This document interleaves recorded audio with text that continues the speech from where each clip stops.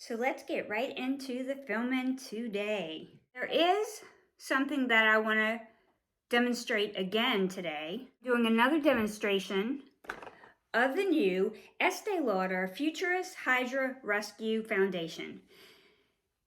So what I found in doing a little research on this is that there is not much on YouTube on it yet. And I'm thinking this could be my new Holy Grail foundation. I mean, so far, right? Could this be better than Estee Lauder's Double Wear for mature women? Personally, I'm thinking maybe. Okay, so when you're looking for this, the name that's on Sephора's website is different than the name that's on the tube. So Sephora's website says Estee Lauder Futurist Hydration Moisturizing Foundation. Okay. On this tube, it says Futurist Hydra Rescue Moisturizing Makeup, not foundation. On Belk site, which is also carrying this right now, it says Estee Lauder Futurist Hydra Rescue Moisturizing Makeup like it does here. On the tube, it says that this is a full coverage foundation. On Sephora's website, it says that it is a medium coverage foundation. On Belk's website, it says it is a full coverage foundation. So there seems to be discrepancy on what is actually in the marketing material that's out there. When I went to Estee Lauder's site, I didn't see it at all. So go figure. So all I can do is I can tell you that I saw this advertised on Trend Moods that it was coming. It grabbed my attention because it said Hydra Rescue and full coverage. I like heavier coverage if it's moisturizing, if it's non-cakey. This just seemed to tick off all the boxes for me. Now, of course, we know that just because something says something, that's not what the claims are going to be. But I felt like this foundation deserved a little more of a review or a little more commentary after kind of researching this a little bit more. One, not seeing it on YouTube, not hearing anything about it from anyone, and thinking it's so good for me, right? Which doesn't mean it's going to be good for everyone, but I think some of that might be just because of the different information that's in differing places. So, I have washed and moisturized my skin, applied my skincare. I had applied I'm going to apply my Hydrating Sunscreen by CeraVe. I'm testing this out right now. It's 50 SPF mineral sunscreen for the face. There's a sample my dermatologist gave me, a couple of these. And I've been really liking it. You can see this does have a little bit of a white cast, but when I put my makeup on, it is going to be fine. Okay, so what I wanted to say is that I'm using this today with the Tarte Timeless Smoothing Primer. Most of the time, I either use a blurring or a smoothing primer.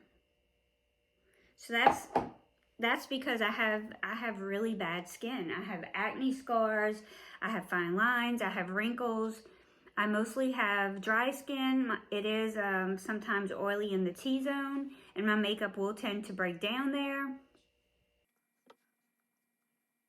I'm just letting you know this in case it changes your impression of the foundation, or you know why I'm getting the results that I'm getting in case somebody else is not getting these results. This is what's working for me. I have texture, and I have acne scars all over my face. I have a lot of texture on my chin. I have texture right here on my forehead. I have texture all over from uncontrolled acne as a teen. So if the makeup looks pretty good on me, you can almost be guaranteed that it's going to look good on somebody with less flawed skin. Comes in this tubing, which is very similar, like I said, to the It Cosmetics tube, in the fact that it has sunscreen, in the fact that it has skin nourishing properties. It is much more runny, but it is easy to apply.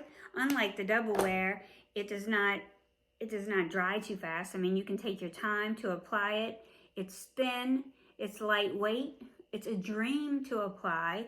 You could apply it with your fingers or a brush or a sponge. I have tried all three ways, and all three ways work. Now, as for my opinion about full coverage versus medium coverage, I guess it depends on your definition. I would say that for me, this is the fullest coverage that I need in a foundation. I don't have a lot of acne or acne scars to cover. I don't have a lot of melasma to cover. So for me, what I need to cover is redness, right? I'm prone to rosacea and redness. And for me, this covers that. This can also be used for me without a concealer, which is very unusual because usually when I wear any type of foundation, I'm going to need to put extra concealer not only under my eyes, but I'm going to need to apply it here and around my nose and all the places where I typically get red. This is reducing redness in my skin. This is applying easily. It, to me, does not look cakey. It does not look like a typical full coverage foundation, but yet, to me, it provides the fullest coverage that I need.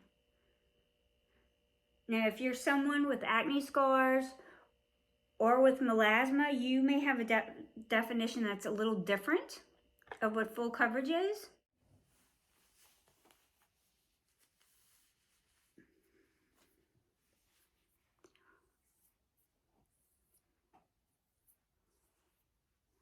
Trying to make sure that I've done the best review of this possible, and that's why we're going over it again.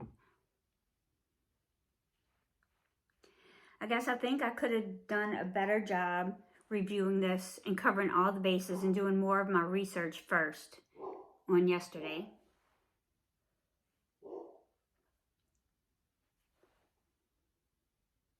And because I'm really thinking that this is a very, very good foundation. And I'll be surprised if other people don't feel the same way with my skin type.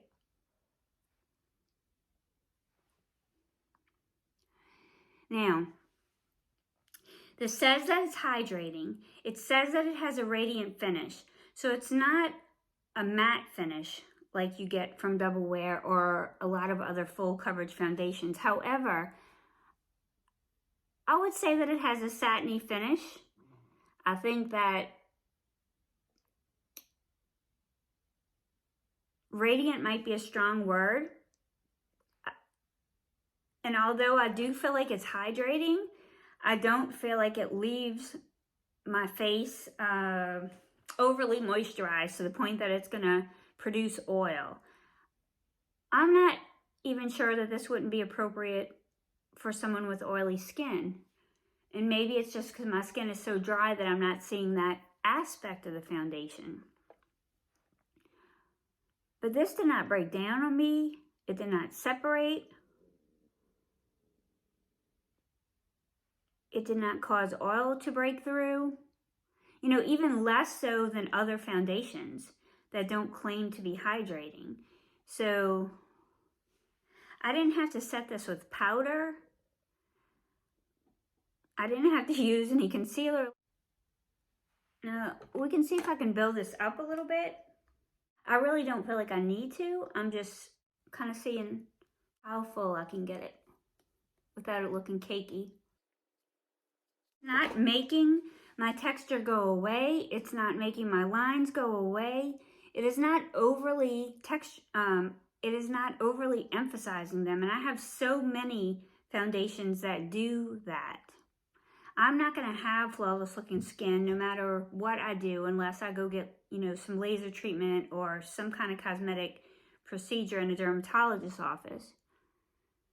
things that I use can help or make it better, and that's what I look for in my products. And I think this one, again, checks those boxes for me. I think this is a really great foundation for mature skin. Again, I have no skin in the game. No sponsoring. I'm not even a big fan of Estee Lauder's makeup. I only grabbed this because the claims caught my attention.